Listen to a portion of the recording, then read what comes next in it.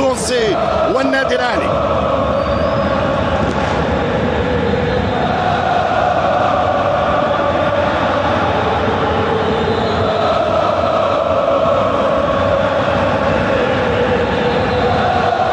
خليكم تتمتعوا بهذه الدخلة الترجية التونسية هنا من استاد الأسطورة حماد العقربي من استاد رادس الأولمبي.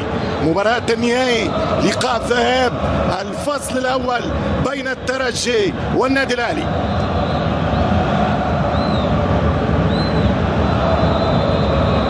أجواء كبيرة جدا في استاد. تمشي كرة للنادي الأهلي خطيرة جدا. حذاري فؤاد، حذاري كرة خطيرة وبرافو الدفاع حميدة. كما جات كرة سهلة للحارس مصطفى العمق الكرة روجي أولو ممتاز روجي، والحكم يقول خطأ ضد التوغولي.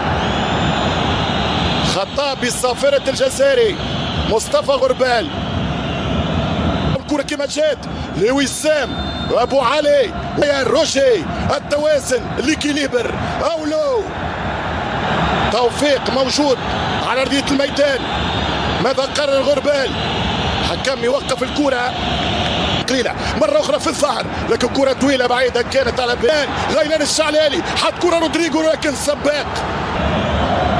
اصابه لعلي معلول.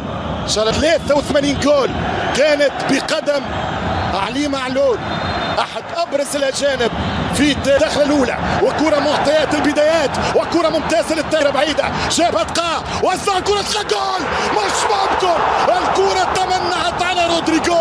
مش ممكن الكره رفضت الترجي. اول كره اخطر كره. هذا عنوان التألق، هذا عنوان البروز، هذا عنوان بلوغ الي.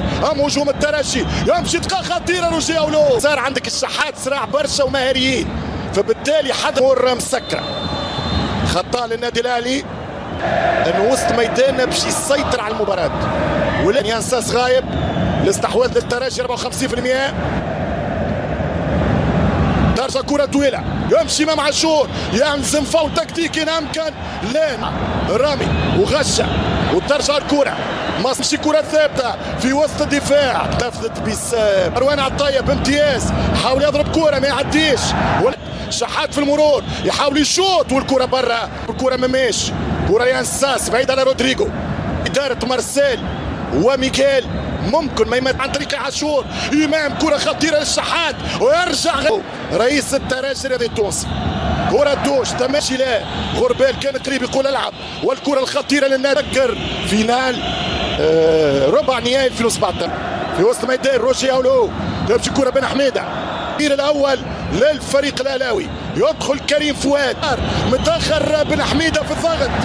والكره في يتقى سنتر يتقى. كره خطيره للترجي مسات الامكانيه ويدخل ربيعه. هو التماس للترجي الرياضي التونسي في اصابه لحسام الدين غش في الكلوار. حط الكره ياسين توكاي ميدان خذاه النادي الاهلي في هذه البدايات. استعمل كره الاهلي يضغط والتسديده والكره على المرمى. بدا الاهلي يتحرك ويفرض شخصيه البطل. قال الهجومي ويقفل كره الترجيه. اكبس روحك يا بن علي. هربت عليه مبدئيا ربيعه قبل وفي خطا ضد بيرسيتاو في الدفاع. يضغط غيلان الشعلالي والتماس للنادي. شوف الخروج بالكره لكن رودريجو شالها. رودريجو مش ممكن. رودريجو هربت بيه. اضغط يا رودريجو والكره ترجع عن طريق هاني. غشه خطيره حتى له. لا قريبه جدا. وفيق يا مخرج. كره بن علي يمشي بن علي والتماس. وعاينه بنهايه الشوط الاول انه ولا خطيرة جدا. روجي أولو وكرة قريبة من التوغولي ولكن في راية الصفارة في تسلل على الترجي الرياضي. يمشي كرة من اليسار. فؤاد 9 نوفمبر كانت رغم الترشيحات تصب وخطورة النادي الأهلي في خطيرة من انساس. رودريجو يدخل منطقة الجزائر. رودريجو كرة بن حميدة هو التماس خطيرة وكنترول وفرصة كبيرة والدفاع من مرياح.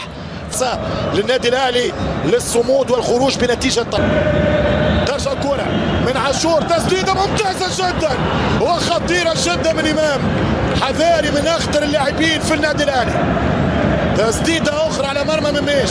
بن حميدة ممتاز من بن حميدة، يرجع معاه رامي ربيعة في التحكيم طبعا، ولكن نحكي على هذا الجانب. خايلان كرة عن طريق البرازيلي ينساس في كرات والسريع رودريجو. رامي امامك في الشوط الثاني الاستحواذ، يدخل غشه عرضيه خطيره، الكره للترجي الرياضي وضاعت المحاوله في خطا ضد رودريجو، في فاول على رودريجو خرج منها على دفاع الترجي. امانه لا اتكلم عن فرص، ولكن اخطر لاعب في النادي الاهلي عاشور يتركز على بنا على غيلان مرياح خطير جدا. وسام ابو علي التسديده والطريق اتقاء يجري الكره ولكن قويه برشا. انساس يمشي انساس يضرب الكره ولكن الاول من النهائي. كره ترجع مرياح على الكره انساس اتقاء والدفاع والكره عاشور يحاول ترجع الكره في برازيلي الاخر. كره خطيره بالراس صعبه جدا وضاعت الكره على الترجي الرياضي. فرصه خطيره وكره قريبه من كره ثابته. ساس رودريجو على القائم الثاني والكره مع بيرسي تاو يمشي وشه مرتد ولكن رجعوا له ممتاز. تتربح تاريخ لن يهدف المطلوب. خطيره جدا في منطقه الجزاء ويخرج شحات، يدخل الشحات والدفاع والكره الثانيه من عاشور والكره برا. خطيره جدا ردة فعل النادي الاهلي، سريع جدا الاهلي.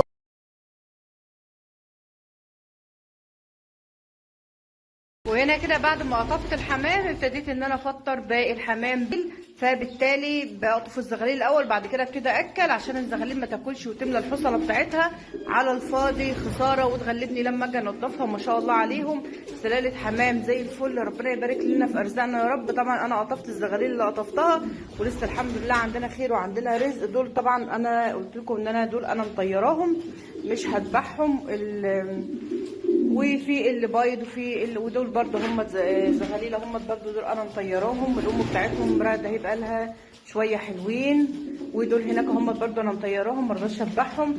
تخيرت اكبر احجام فيهم وسبتهم للانتاج. الباقي ده باض وراقد اهو زي ما احنا شايفينه. ربنا يبارك لكل واحد في رزقه. رب سلاله هتكوني انت الكسبانه اكتر مما تتخيلي. ليه؟ علشان بتربي سلاله.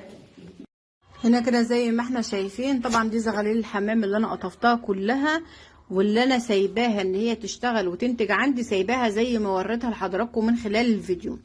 فبالتالي دول بقطفهم قبل ما ابتدي اكل، بشرب دول قبل ما ابتدي ان انا اذبحهم. كده لازم ان انا اشربهم